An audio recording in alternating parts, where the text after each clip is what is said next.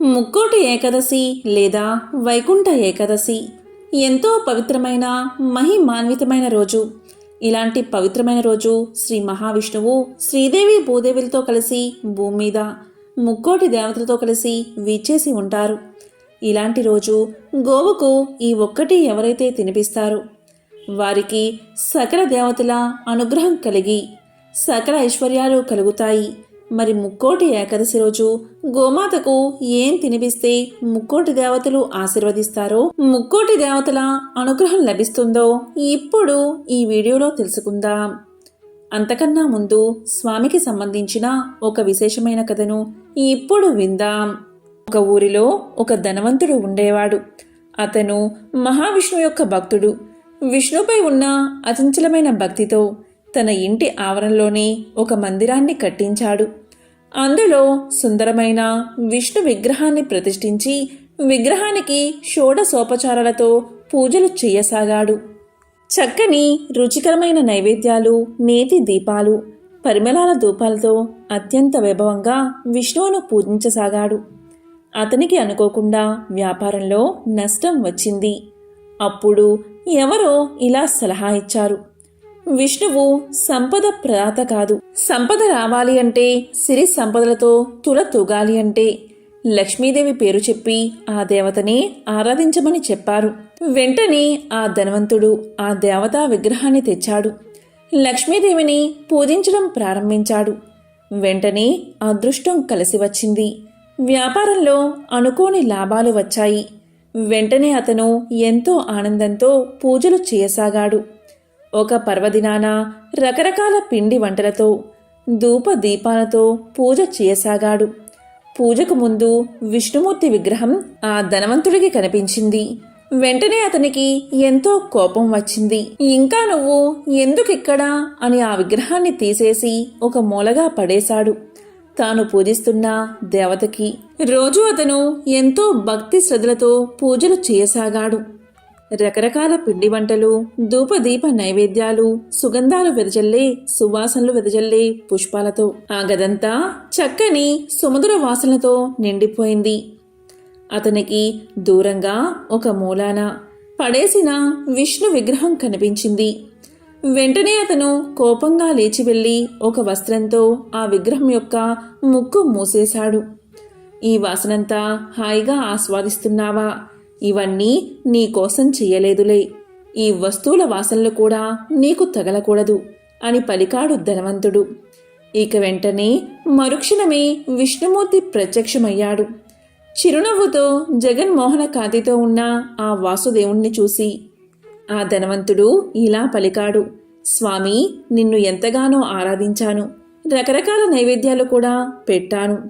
అప్పుడు నీవు కనికరించకుండా కష్టాలు అనుభవించేటట్లు చేశావు.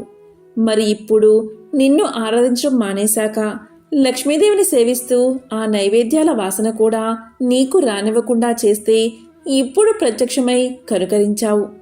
ఇదేమి వింత స్వామి అని ప్రశ్నించాడు ధనవంతుడు.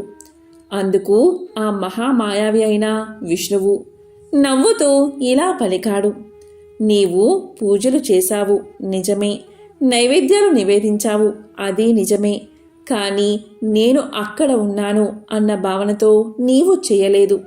ఏదో పూజ చేశావు, ఏదో నైవేద్యం సమర్పించావు అన్నట్లు చేశావు. కానీ ఇప్పుడు నీవు అలా అనుకోలేదు. నేను ఇక్కడే ఉన్నాను అనుకున్నావు. ఆ వాసనలు కూడా అంటే నైవేద్యాల గుమగుమలు కూడా నేను అనుభవిస్తున్నాను అనే భావన నీలో కలిగింది. నా ఉనికి, నా సాన్నిధ్యం నీ భావనలో పొందావు. నన్ను ద్వేషించినా నేను ఇక్కడ ఉన్నాను అనే భావన్ని చెందావు. ఇక్కడే ఉన్నా నా ముక్కు మోసావు అంటే అంత ప్రత్యక్ష భావన నీలో కలిగింది. ఎప్పుడైతే ఆ భావన నీలో కలిగిందో నా సాక్షాత్కారం లభించింది అన్నాడు మహావిష్ణువు. దానికి ఆ విష్ణు భక్తుడికి ఎంతో ఆనందం కలిగింది. ఆ రోజు నుంచి అతను ఎంతో భక్తిభావంతో లక్ష్మీనారాయణులు తన ఇంట్లోనే ఉన్నారు అనే భావనతో పూజలు చేయసాగాడు. చివరకు మోక్షాన్ని పొందాడు. ముక్కోటి ఏకాదశి రోజు ప్రతి ఒక్కరూ కూడా గడపను చక్కగా అలికి పసుపు రాసి కుంకుమ బొట్లు పెట్టాలి. గుమ్మానికి మామిడి తోరణాలు అలంకరణ చేసి తరువాత పూజా మందిరంలో పూజాపీఠం మీద లక్ష్మీనారాయణల చిత్రపటాన్ని ఉంచాలి. ఆ లక్ష్మీనారాయణల చిత్రపటానికి జాజిపూలతో అలంకరణ చేయాలి. ఎవరైతే ముక్కోటి ఏకాదశి రోజు లక్ష్మీనారాయణల చిత్రపటానికి జాజి పూమాలను సమర్పిస్తారో వారు లక్ష్మీనారాయణల అనుగ్రహం పొంది అఖండ ఐశ్వర్య ప్రాప్తిని పొందుతారు. ఈరోజు ముఖ్యంగా లక్ష్మీనారాయణల చిత్రపటానికి తులసి దళాలతో పూజ చేస్తూ ఓం నమో నారాయణాయ అనే మంత్రాన్ని 21 సార్లు చదవాలి. వైకుంఠ ఏకాదశి రోజు ఎవరైతే లక్ష్మీనారాయణలకి పూజ చేస్తూ ఈ మంత్రాన్ని 21 సార్లు జపిస్తారో వారికి అఖండ ఐశ్వర్యం కలుగుతుంది. అన్ని రకాల సమస్యలు తొలగి సకల శుభాలు కలుగుతాయి.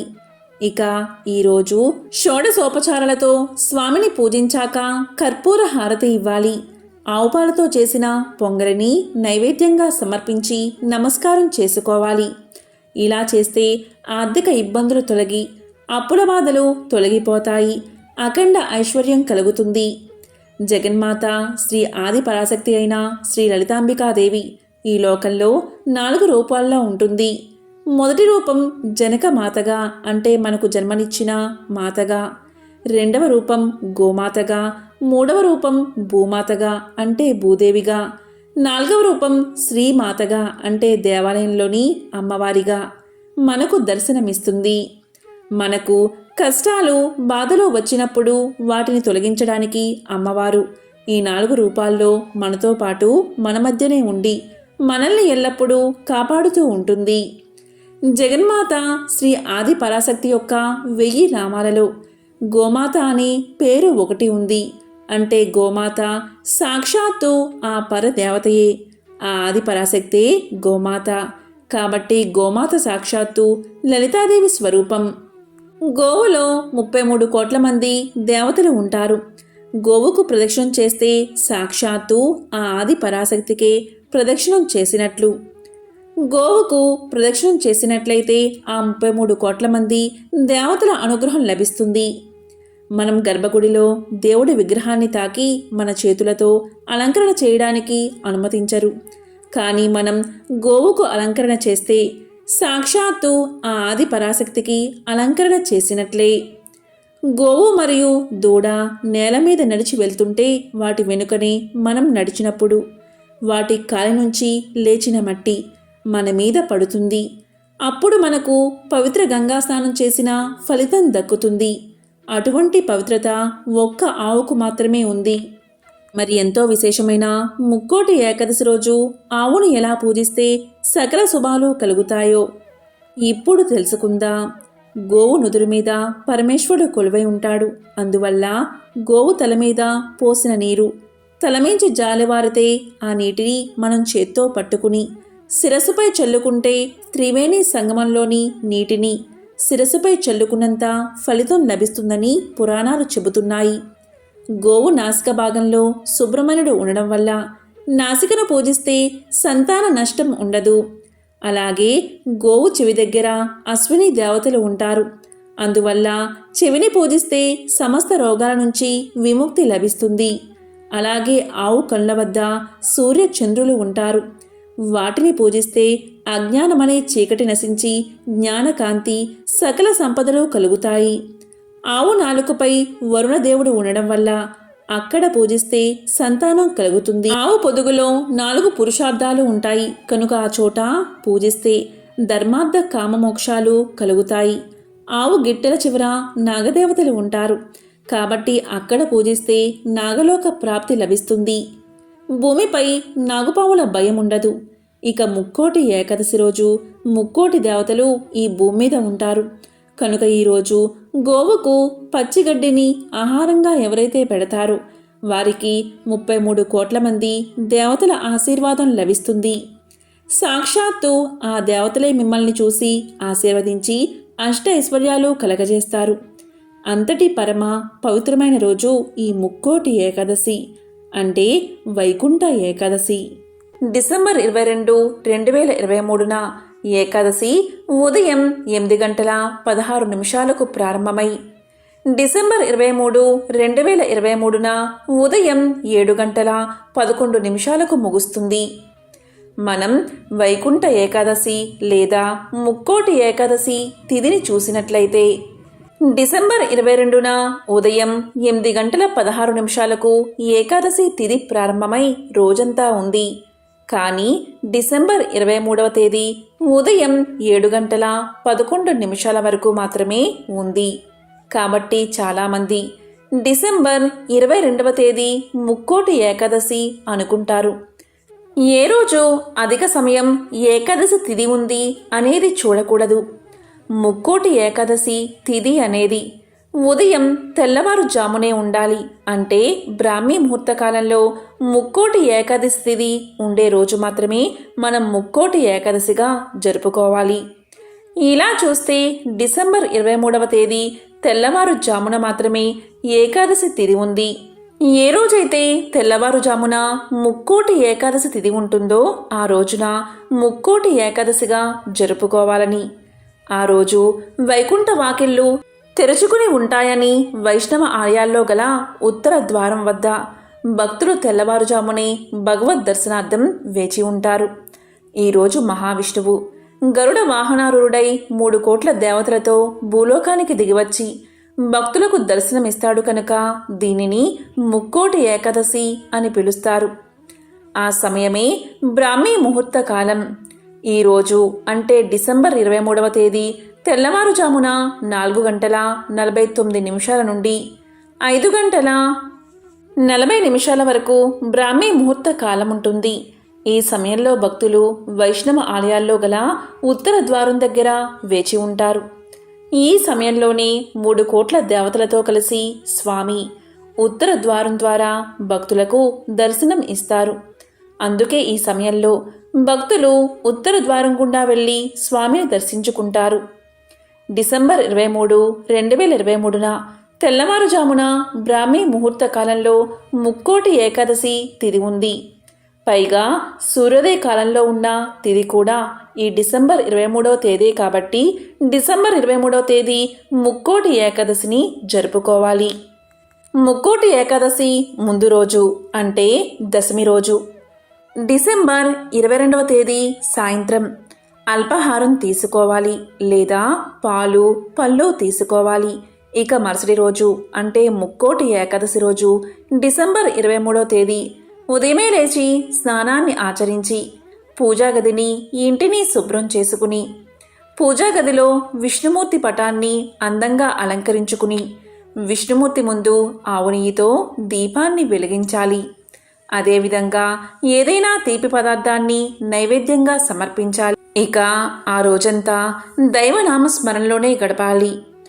ఓం నమో నారాయణాయ అనే మంత్రాన్ని కానీ ఓం నమో భగవతే వాసుదేవాయ అనే మంత్రాన్ని కానీ పఠిస్తూ ఉండాలి. వీలైతే విష్ణు సహస్రనామాన్ని పఠించండి. ఇక ఆ రోజంతా అలా గడిపిన తర్వాత మీకు వీలైతే 23వ తేదీ అంటే ఏకాదశి రోజు రాత్రి జాగరణ చెయ్యండి. ఇక మరుసటి రోజు అంటే ద్వాదశి రోజు తెల్లవారుజామునే లేచి తిరిగి ఇంటిని పూజాగదిని శుభ్రం చేసుకుని స్వామిని మరలా యథావిధిగా పూజించాలి. ద్వాదశి గడియలు ముగిసేలోగా ద్వాదశి పారణ చెయ్యాలి. అంటే ఎవరికైనా ఒకరికి సద్బ్రాహ్మణుడికి భోజనం పెట్టి ఏకాదశి ఉపవాసం ఉన్నవారు భోజనం చెయ్యాలి.